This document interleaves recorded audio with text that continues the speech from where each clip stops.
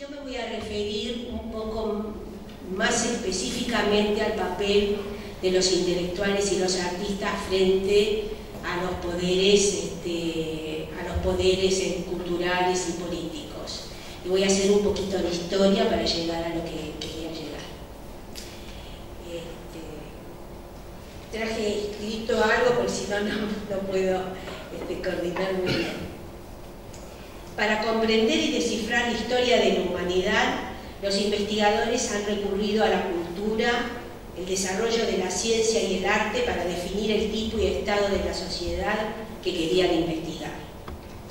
Las clases dominantes de la antigüedad y actuales se han servido de los intelectuales, artistas y científicos para promover y propagandizar sus ideas, sus costumbres y así poder no solo imponerlas, sino perpetuarlas. Con la ascensión de la burguesía al poder en el Renacimiento, siglo XV después de Cristo, junto o socia a la Iglesia Católica, Apostólica y Romana, utilizaron el arte, la ciencia y la estética de los artistas para difundir la idea del hombre como centro del universo y de Dios Cristo, su Hijo en la tierra, como todopoderoso, cuyo paraíso e infierno fue maravillosamente cantado por Dante, pintado por Miguel Ángel, Leonardo y Rafael, para poner algunos ejemplos. Pero con las reacciones protestantes de masas y de países dominados como Flandes, Alemania y otros reinos europeos, surge la Reforma como contrahegemónica del papado. Es allí donde la Iglesia Católica adopta la Contrarreforma, siglo XVI, y para ello también se sirve de artistas como Caravaggio, quien baja del cielo a la Virgen María y los santos cristianos y los devuelve a la calle con la encarnadura realista, ya no idealista o del neoplatonismo del Renacimiento, sino con el barroco propio de lo cotidiano, haciéndose eco, no sin resistencia, de las necesidades de esta Iglesia que con el Concilio de Trento dictó severas normas para la expresión de las imágenes religiosas y contrarrestar a los herejes.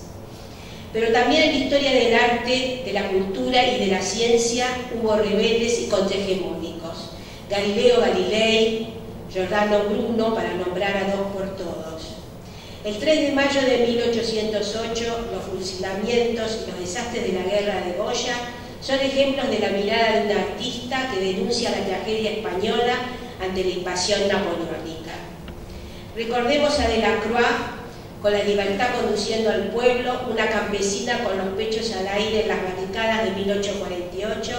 que ha transitado en la historia como un emblema revolucionario, y a Courbet como artista comunero declarado subversivo. O Beethoven, que en la partitura de su quinta sinfonía en homenaje a Napoleón, tachó su dedicatoria hasta perforar el papel de la misma en signo de su arrepentimiento. Hay muchos ejemplos de cómo los poderosos han querido disciplinar el arte y a los artistas, pero al mismo tiempo los poderosos temen al arte, porque están los artistas que no se han doblegado y no se doblegan, desocultando lo que está oculto, o con actitudes como la de Max Roscoe, artista ruso residente en Estados Unidos, que le encargaron una serie de obras de gran formato para albergar el restaurante del edificio emblemático del poder yanqui como era el Seagram, las realizó y luego se negó a colgar las obras, cuestionando el destino de las mismas. Hay que recordar que Colin Powell, ex secretario de Estado de Estados Unidos, tuvo que declarar la guerra a Irak tapando con cortinados el gran tapiz de Guernica en la ONU. En nuestro país, destacados artistas han tomado partido con su producción, no estar al lado de los poderosos, sino con los humillados. Los artistas del pueblo, Pacio Ebecker, Abraham Vigo, Belloc, de la Cárcova, con Sigvard y Sin Trabajo, primera obra cuyo tema central es la huelga de los trabajadores. El despertar de la criada, Eduardo Sívori, que recogió furiosas críticas con su personaje central. Una sirvienta desnuda como una Venus y mucho más cerca en el tiempo, decenas de muestras y acciones que hemos realizado, aniversarios del Cordobazo y las distintas puebladas hasta la muerte del Che, con la influencia del Mayo francés y las luchas del pueblo vietnamita.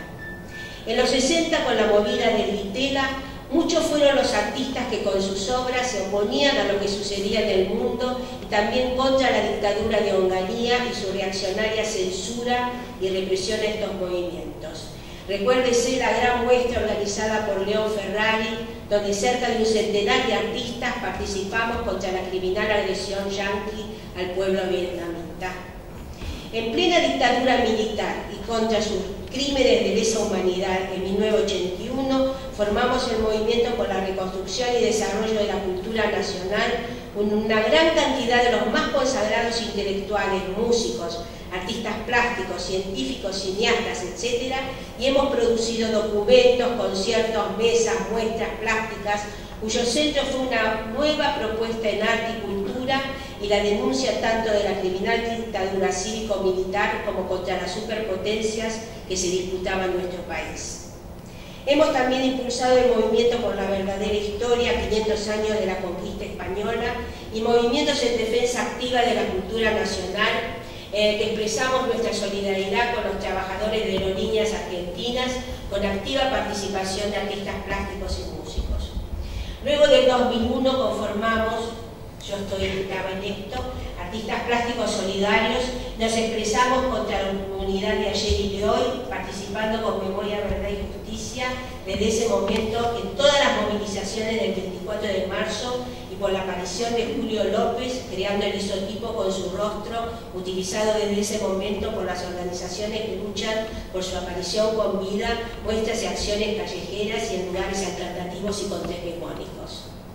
Este prólogo es para entrar a comprender el papel que tiene y tenemos los intelectuales y artistas frente a los poderes de turno.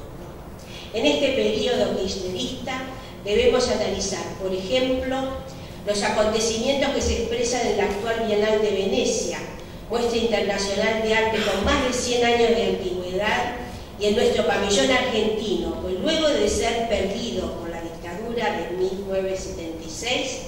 y por las distintas voces que se alzaron para exigir contar con un pabellón propio, este gobierno de Cristina de Kirchner logró arrendar por 22 años un espacio en la Bienal ubicado en Los Arsenales. Una muy buena ubicación. Esta es una muy buena decisión política cultural si no tuviera su contrapartida. Invitaron al artista Nicola Constantino, que venía trabajando en el tema Eva Perón con el título Una sinfonía inconclusa, para representar a la Argentina en la Bienal. Para este evento invitaron a artistas plásticos, en los cuales me incluyeron, y a miembros del comité de asesores para integrar la comitiva Venecia. Pero esto, como anuncié párrafos arriba, tenía una trampa. Coherentemente con todas las medidas políticas, económicas y culturales del gobierno de Cristina de Kirchner, convertir el discurso épico, como decimos en Plataforma 2012, en prácticas reales contrarias al mismo. El pabellón argentino en Venecia se convirtió en un caballo de Troya porque la obra del artista originalmente comprendía 4 capítulos en el que Eva Perón, Nicola Constantino, la interpreta con metáforas poéticas de su vida hasta su muerte. Intrusivamente le impusieron en un espacio al final de la muestra, como epílogo titulado Vida, Muerte y Resurrección, 3 pantallas donde desarrollan el discurso pretendidamente peronista, para mí, uno la Eva de la Fundación, en la segunda su muerte y sepelio, y en el tercero una propaganda oficialista en momentos de tensión electoral. Aparecen manifestaciones con carteles de la Cámpora que convirtieron la obra de la artista invitada en una apología partidista.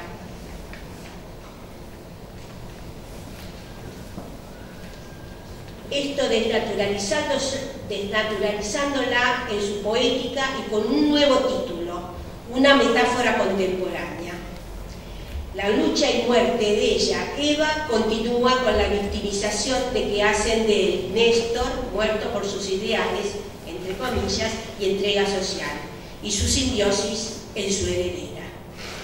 Esta resignificación de la obra generó el repudio de casi toda nuestra delegación, manifestado por algunos artistas al propio Vudú, presente en la inauguración, por artistas internacionales que me manifestaron personalmente su sorpresa y rechazo de la intervención política del gobierno argentino, y declaraciones de la propia artista y su curador, de las que se hicieron eco los críticos y curadores de la propia Bienal, manifestando que la artista fue en gran medida perjudicada.